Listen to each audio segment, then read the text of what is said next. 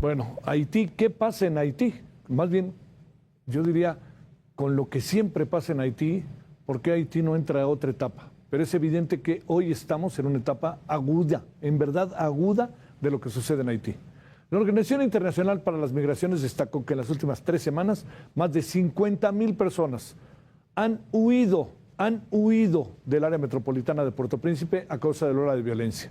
A esto se suman los 116,000 desplazados que habían huido en meses anteriores. Como usted sabe, muchos de ellos y ellas se encuentran particularmente en una colonia, ya hicieron una colonia allá en Tijuana, donde ha habido una integración en serio que muy saludable, diría yo, muy humana. Bueno, se dirigieron al sur del país, allá en Haití, esto lo dijo la organización. Recordemos que desde finales de febrero varias pandillas de Haití se han unido para atacar comisarías, prisiones, aeropuerto, el puerto marítimo, con un pulso contra el primer ministro Ariel Henry, lo que ha desencadenado una grave crisis humanitaria. Incluso han atacado, como se lo cuento, el Palacio de Gobierno. Bueno, entendamos qué pasa, veamos qué pasa y a ver de qué se trata todo esto para poder entender hasta dónde van a llegar las cosas, si es que hay manera de ir sabiendo. Juan Pablo Prado Lallende, profesor investigador de la Universidad Autónoma de Puebla, está con usted y con nosotros. Juan Pablo, muchas gracias por tu participación. ¿Cómo has estado? Buenas noches. ¿Qué tal? Muy buenas noches, Javier. Es un gusto. Yo te diría que quizás sería muy llevo preguntarte qué pasa en Haití, pero a ver, ¿qué está sucediendo? ¿Qué es tan diferente a lo que ha sucedido, diría yo, en años recientes, incluso en medio de la tragedia, el temblor, en medio de muchas cosas que han sucedido? Efectivamente, nos encontramos de nueva cuenta en Haití, en esta isla que fue el primer país, digamos, independiente del sur americano, del Caribe, el país que se avisoraba como un estado nuevo, independiente, fuerte, con vigor. Hoy en día es el estado más pobre de todo el continente americano, que suma una crisis, digamos, sistémica en todos los sentidos: política, económica, social, humanitaria, en materia de seguridad, desde luego. Sumemos el tema de los terremotos y en definitiva, digamos que la fallida intervención humanitaria, política, diplomática universal, vuelto país.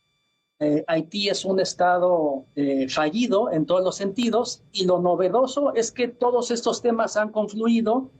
El presidente, como bien se señaló, Ariel Henry, pues fue destituido, ya no volvió a la isla, y el país está sin cabeza, está sin liderazgos, sin instituciones de por sí débiles, y las células, digamos, de las pandillas, que se suman más o menos 400, se están coordinando, están colaborando para, pues, terminar de capturar el poder de este país, el más pobre de nuestro continente. Es decir, en síntesis, es la conjunción de una serie de crisis sistémicas permanentes que hacen de Haití un estado fallido, que desde luego generan desplazamientos, sufrimientos humanos.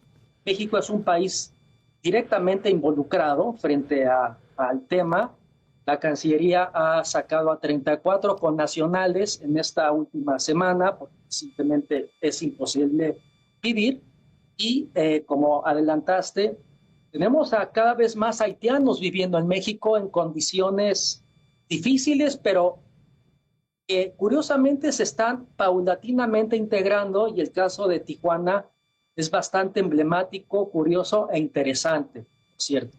Oye, Juan Pablo, ¿qué pueden estar buscando las 400 y tantas pandillas? Y además, ¿qué número tan alto de pandillas, diría yo, no, Juan Pablo? Pero, ¿qué pueden estar buscando? ¿El poder? ¿Gobernar ellos? ¿Qué supones que pudiera haber detrás de esta convocatoria? Una pregunta muy interesante. Aquí estamos hablando no de temas simplemente internos, sino de poderes transnacionales. Aquí hay intereses que van más allá de Haití. Recordemos que el anterior presidente, Jovenel Moïse, fue asesinado por células del narcotráfico colombianas. ¿Qué significa? Que no solamente Haití genera problemas en Haití, sino que son las redes transnacionales del narcotráfico, de la trata de personas, que quieren tomarse el poder está fragmentado, el poder está atomizado, y lo que buscan es dividirse las oportunidades de negocio, del sometimiento de la gente y de la población, precisamente en un estado fallido y fragmentado. Es decir, terminar con la idea de un Estado-nación más o menos cohesionado, en aras de generar un espacio pues sin ley, sin orden y, digamos, en manos de grupos tanto haitianos del crimen como, insisto, del crimen transnacional, en donde también México lamentablemente tiene su aspecto negativo en ese sentido. Y en definitiva, pues Haití se ha vuelto una víctima más de las peores catástrofes que puede vivir la humanidad. Se sintetizan y desde hace años este país, que bueno, tiene como frontera la República Dominicana, pero pues sabemos que República Dominicana ha recibido a algunos haitianos, pero también hay una fuerte adversidad de parte de República Dominicana frente a los haitianos. Tampoco tiene suficiente capacidad y en definitiva el sistema internacional, la cooperación global y hemisférica han sido incapaces de afrontar, ni siquiera desde la prevención, mucho menos desde la parte reactiva, a esta crisis sistémica, multifuncional, multifacética que viven los 11 millones y medio de habitantes de esta isla, que recordemos, no es lejos de México. Y esto es una idea fuerza que hay que subrayar. Sí. Hace poco estuve en el aeropuerto de Ciudad de México y tenemos ahí una colonia textual de haitianos que viven en el aeropuerto, que piden dinero en las calles de la Ciudad de México, que viven en Tijuana, se están integrando paulatinamente a nuestra sociedad. Y Haití, por tanto, no debe ser un tema ajeno a la vida nacional ni a la política exterior de México. ¿De qué andan viviendo las y los haitianos, Juan Pablo? ¿Cómo llegan los alimentos o cómo? Porque esto coloca a la pobreza, me imagino que en grado superlativo, que de suyo ya lo es, ¿no? Absolutamente. Los haitianos en Haití viven día a día. Hay distintas ONGs y organismos, digamos, oficiales de cooperación desde una perspectiva asistencialista que textualmente le dan de comer el día al día, la cuchara en la boca a los haitianos, más lo que producen en sí mismos, por sí mismos, pero desde luego que no es suficiente. Y entonces esto genera mayor angustia y mayor poder de los grupos ilegales para dominar los centros productivos, las pocas capacidades institucionales, militares y policiales de Haití. En pocas palabras, los haitianos están sometidos al poder de unos pocos en detrimento de las mayorías, en donde el hambre, la pobreza, la enfermedad, no olvidemos los 2 anteriores terremotos que ha sufrido esta esquina del continente, hacen de Haití la peor experiencia de civilización, de cooperación, de multilateralismo y de desarrollo en Occidente. Juan Pablo, ¿qué hipótesis tienes de por qué razón la comunidad internacional pareciera no voltear a ver a Haití, a pesar de que diario es centro informativo de lo que pasa allá adentro? ¿Qué le pasa a la comunidad internacional? Y te diría, ¿qué le pasa a un país como México? Con nosotros podríamos quedarnos en esto de recibir a los haitianos que puedan llegar, sacar a 34 mexicanos en Haití, que sin duda pues es importante, pero ¿qué le pasa a la comunidad internacional y qué tendrían que hacer países como México, que pues como tú bien dices, no perdamos de vista que está cerca? El Caribe es nuestra tercera frontera. México tiene responsabilidades importantísimas en el Caribe en lo general y en Haití en lo particular. México tiene una historia de cooperación con ese país, pero ha sido insuficiente.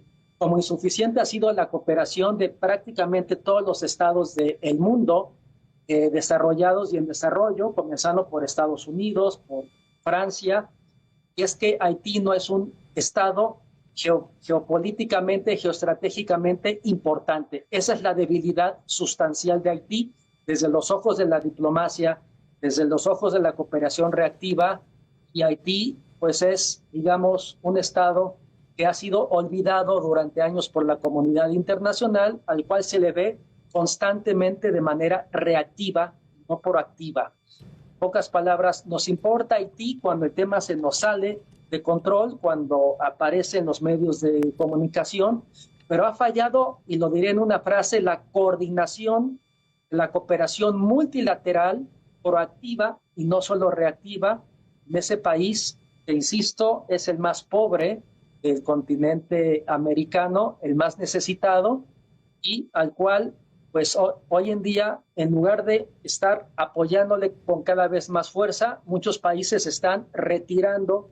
personal civil y personal de sus embajadas, dejando a los haitianos a su suerte, y eso va a generar mayor migración.